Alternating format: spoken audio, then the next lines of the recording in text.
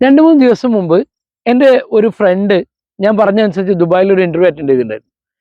സ്കൂളിലായിരുന്നു, അധ്യാപക തസ്തികയിലേക്ക്. പക്ഷെ അദ്ദേഹത്തെ റിജക്ട് ചെയ്യപ്പെട്ടു.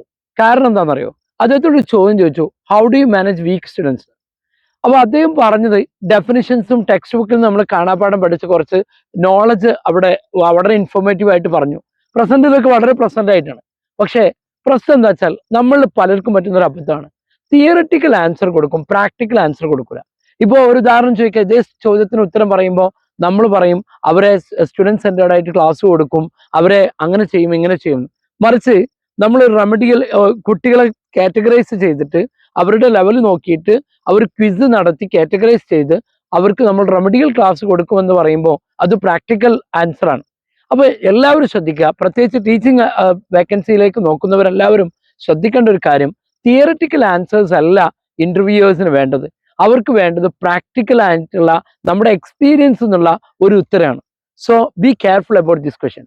സോ താങ്ക് യു വാച്ചിങ് ഹബ്ല ഹബ്. Thank U.